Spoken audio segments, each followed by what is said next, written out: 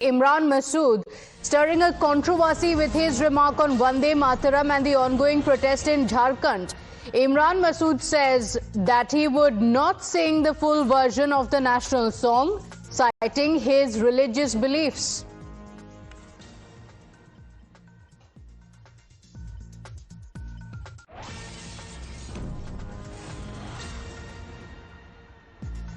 राष्ट्रगीत का जो पूरा वर्जन है वो नहीं गाया जाएगा। बिल्कुल भी मैं तो नहीं गाऊंगा।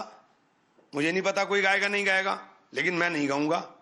मेरा धर्म मुझे इजाजत नहीं देता मैं गाऊं, और मुझे मेरा धर्म मानने की इजाजत मेरा संविधान देता है। मैं खड़ा हो जाऊंगा, सम्मान करूंगा, सब जगह होगा, पढ़ूंगा, पढ़ा जाएगा, खड़ा हो जाऊंगा। My colleague Niamika is joining us on the broadcast, and in fact she is the one who had the conversation with Imran Masood. And Niamika, this statement from Imran Masood comes at a time when the Congress party is already facing a storm over the alleged insult to the national song, and now you have the Congress MP who says there is no question of singing the entire song because it's against my religious beliefs.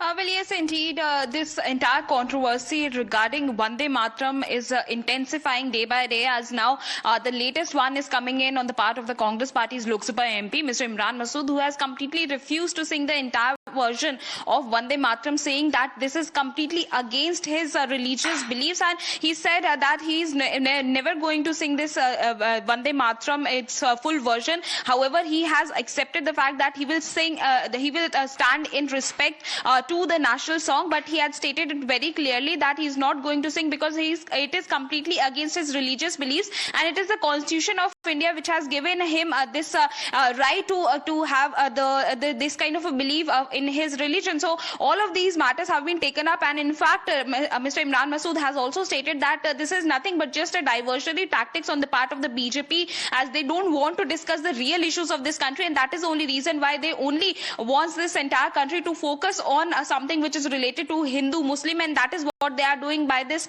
entire matter, as well as he has been continuously saying this very clearly that the entire version of Vande Mataram is completely against the religious beliefs, and it is completely against the Constitution as well, because it is the Constitution of India which gives this right for any person to practice his religion, and the way in which this entire bill was also being passed at that point in time also we have seen that how Mr. Imran Masood has raised a concern, and in fact had slammed the government of India's intentions behind this bill which was being passed recently in the parliament, and that is the only reason why he has stated that whatever has happened in the Congress office, it is completely right, because this song is not going to be sung by him as in particular, as he has stated it very clearly that I am very much clear that it is not in favor of my religious beliefs, and that is the only reason why he has also supported what actually has happened on 15th of August in the Congress headquarters. Okay, all right. Niamika, do stay with us. So Vande Mataram has been at the center of this entire political controversy.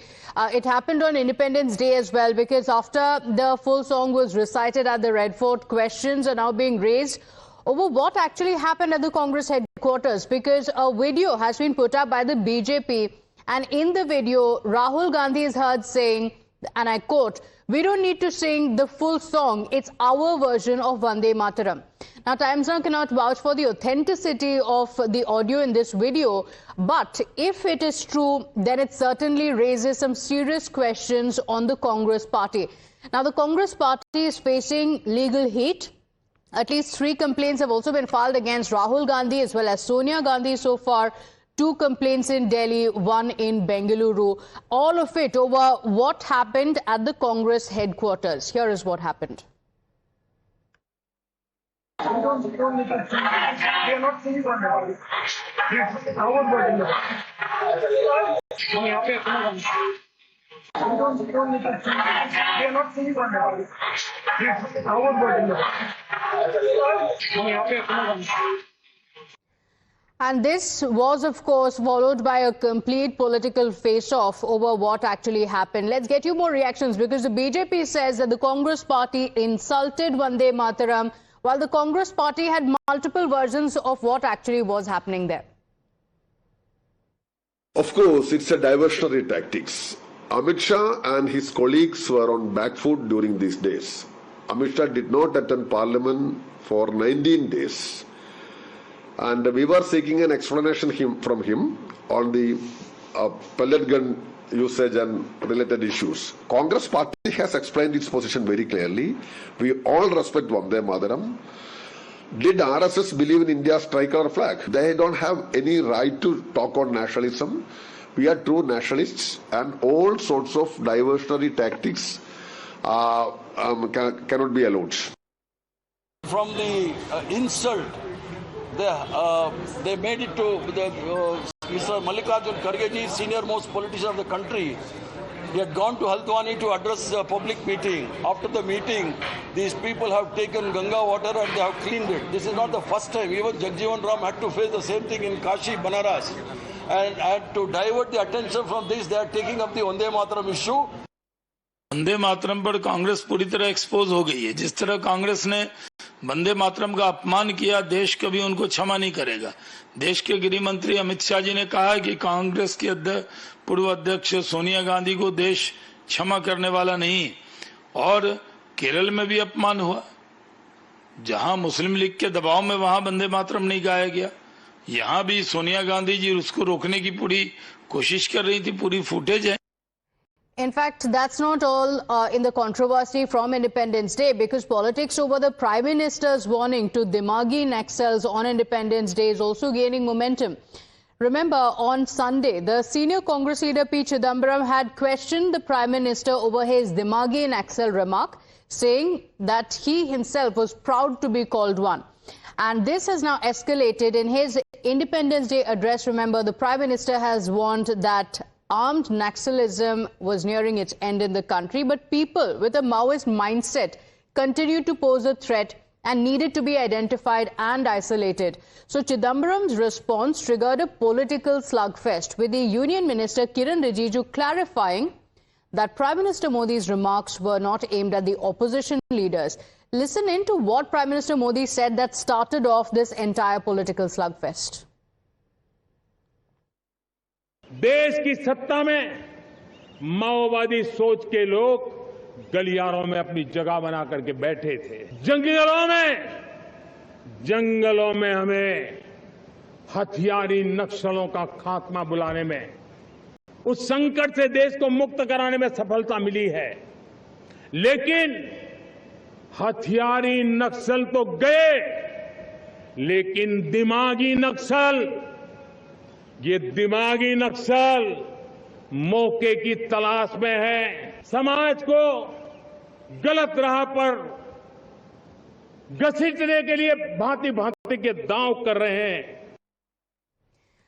Let's get you more breaking updates now coming in. More political reactions continue to pour in after the Prime Minister's address spoke about Dimagi Naxal. Now, the TMC MP has questioned the Union Minister Kiran Rijiju over the Dimagi Naxal remark, questioning whether those who have any differing views can also be labelled as Dimagi Naxals, arguing that political disagreement should not be equated with extremism. My colleague Pragya is joining us on the broadcast with the details. And Pragya, ever since the Independence Day address of the Prime Minister, there has been a lot of questions on what this Dimagi Naxal actually is, with the opposition claiming that any dissent, any questions directed towards the government is going to now be termed Dimagi Naxalism.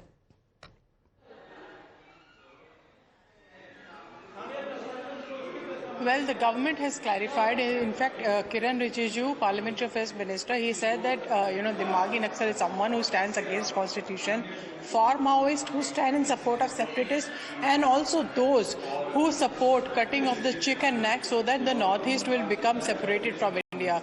So this is the definition of government as far as Dimagi Naxal is concerned. But remember, when Prime Minister speaks about Dimagi Naxal from ramparts of Red Fort, it has a bigger and deeper meaning. He also meant that these are the people who stand against the constitution of the country. These are the people who are not for interest of the country, and in fact they have entrenched themselves into the system in a way that it becomes very difficult to also identify them, but also they are harming the system from within. So this is a bigger problem for government now, and this is probably the reason why Prime Minister evoked this Dimagi Naxal word for many of those who do not see the progress of India, as a benchmark to have their feelings of patriotism towards the country. So in a way, this is also an attack on all those who have been speaking against many of the policies of the government that also contribute to ensuring that the sovereignty and integrity of the country remains intact. Having said that, opposition, it took offense, the moment Prime Minister said that, P. Chidambaram took to social media, said, "I'm a Dimagi Naxal," and following him was also Mehbooba Mufti and the likes of the Mehbooba Mufti. This also would mean that the opposition says that you tag anyone who opposes government, who opposes government policies, and you tag them as Dimagi Naxal. So we are proud to be Dimagi Naxal, but the fact is that the BJP has hit back on P. Chidambaram, saying, during your tenure as a Home Minister. Okay, all right. So Pragya